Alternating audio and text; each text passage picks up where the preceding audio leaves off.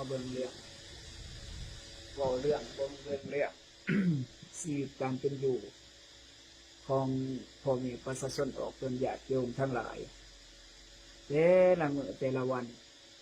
ถามว่ามีบ่ระดับการศึกษาวัฒนธรรมมีเบิดพี่น้อง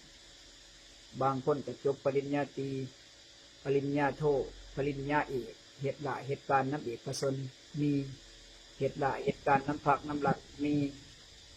แต่ปราศจากความเชื่อถืออีกอย่างหนึ่งบ่ได้เตือนว่าพมศาสตราดูดวงบางคนก็ว่าตัวเองดวงตกอยากเสริมดวงอยากเสริมบารมีมาถามผู้ว่าหนูเองขน่อยอยากเสริมดวงเสริมชะตาเสริมบารมีมีวิธีใดขน่อยเฮ็ดจังได๋ใส่ขน่อยมีอยู่มีกินเสียดให้ขน่อยได้สัตว์ได้ตำแหน่งผู้ว่าก็เลยว่าเงือดจบมาแต่ต่างประเทศย่างดีระดับการศึกษาปริญญาแต่มาถามตั้งที่ครูบานั้นบ่มีเลยว่าปริญญาอย่างทั้งสิ้นนี่แต่ตัวโคโล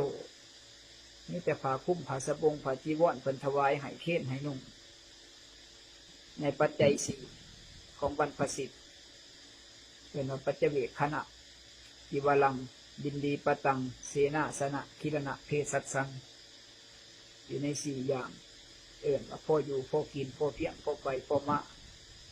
นุ่งห่มผ้าเพื่อปิดบังอวัยวะอันให้ก่อเกิดความละอายบังแดดบังฝนบังลมบังเหือกบังยุกเป็นลูกหลานทั้งหลายที่เรียนจบมาแต่ต่างประเทศทั้งหลายเหตุหลายเหตุการณ์ก็ยังมาถามครูบาเหตุจังได๋สิได้สัตว์ได้ตำแหน่งบางเทื่อครูบาก็ตอบมึงคือบ่ถามเจ้าถามนายมึงเพราะว่ากูบ่ได้เป็นนายมึงควรจะไปถามนายมึงว่านายมึงสิให้บ่สัตว์มึงตำแหน่งมึงบางคนมาหาขน้อยคือถืออิจฉาแท้ถือลิษยาแท้ย้อนนี่แหละคนเฮาทั้งหลายมันบ่มีระดับการศึกษา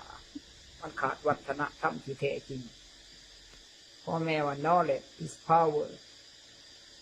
ต่างประเทศออกมันเอาไปเขียนภาษาบ้านเฮาว่าเงินเต็มผ้าบ่เท่าปัญญาเต็มปุ่มเขาว่า knowledge is power ความรู้คืออำนาจแล้วพ่อแม่เฮาก็บอกเฮาโดยตรงเลยว่าลูกเอ้ยหลานเอ้ยอย่าค่อยแต่บุญมาขับบ่ทำเอามันบ่แม่นค่อยแต่บุญส่งให้มันสิได้แม่นบ่มีทุกอย่างเฮาต้องเฮ็ดเองตื่นเนื้อตื่นโตบ่แม่นว่าสิค่อยแต่บุญเฮาต้องขยันหมั่นเพียรพระพุทธองค์เพิ่นบอกว่าขันติความอดทนโสรจะความสงบเสงี่ยมยิริคือความละอายโอตตปะคือความหยั่นบาปแล้วคันว่าเรื่องคาถามหาเศรษฐีกับอุอากาสะอุทนะสัมปทาให้ตื่นเนื้อตื่นตัวดุมันขยันเพียรเอาจิตใส่ใจเละในเวียกในการในงานอาราคาหักษาทรัพย์สมบัติเข้าของเงินทองที่ตัวเองหามาได้ด้วยเหือด้วยแหงจ่ายก็จ่ายให้เป็นใส่ก็ใส่ให้เป็นบ่ให้พุ่งบ่ให้เพื่อยเราต้องหักสมรักษามันจะเป็นมูลมั่งสังขยาพ่อแม่เหมาะให้ไอ้ก็เนาะเหมาะให้หรือว่าทางการเหมาะให้ก็แล้วแต่เราควรอนุรักษ์รักษาเสริมขยายต่อเติมมันจบมันงามให้มีค่ามีราคากากัลยาณมิตรตาให้หาคบคน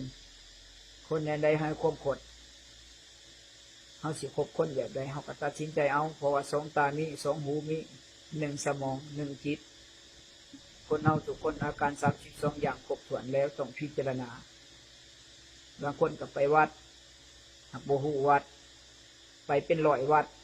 หักโบหูจักวัดคนเฮานี่ไปให้ได้5 วัดแต่ละมือบางคนโหมือเดียวสิไปหอน5 วัดมันบ่ตายบ่หัวบ่ตายดอกนั่งอยู่ก็ได้5 วัดนอนอยู่ก็ได้5 วัด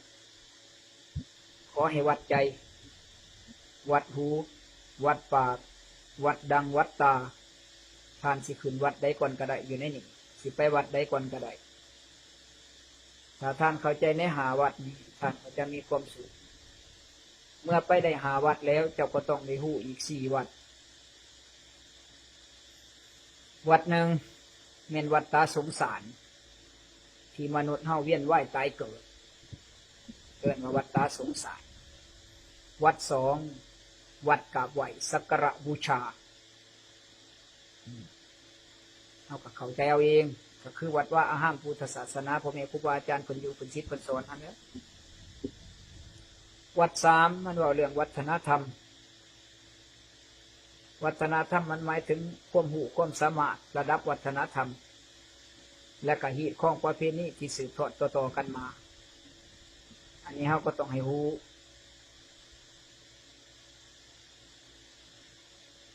วัดสี่เราต้องหูวัดที่สี่อันนี้วัตถุเขาของเงินทองที่ม้วนหมู่มนุษย์สมมุติใส่สมมุติใจคนเฮาสิตายเสมอนี่ก็วัดสี่นี่แหละนักที่สุดล่องลงมากกับเป็นวัฏฏะสงสารนอกจากนั้นแล้วก็เป็นวัฒนธรรมที่ทุกคนต่างแสวงหา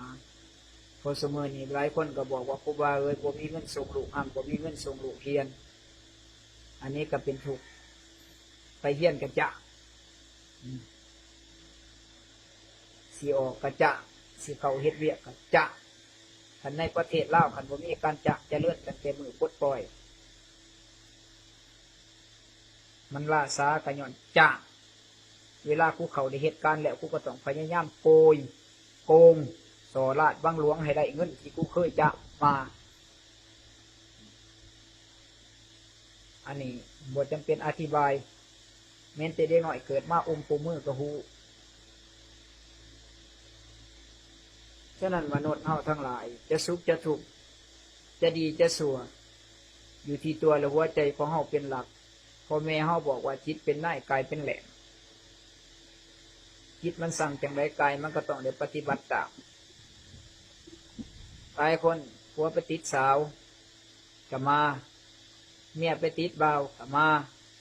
สิแต่งงานก็มาบ่ได้ลูกก็มาสิป้าผัวป้าเมียก็มาสิไปยืนเวียกยืนการยืนงานก็มา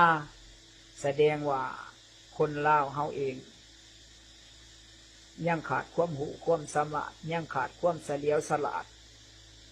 เพราะว่าไปหาอย่างอื่นมาเป็นที่พึ่งถ้าเฮามีความหูความสามารถตามพ่อตามแม่เฮาบอกว่าเงินเต็มพระ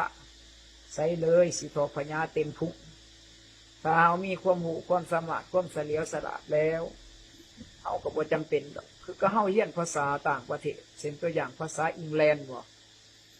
A B C D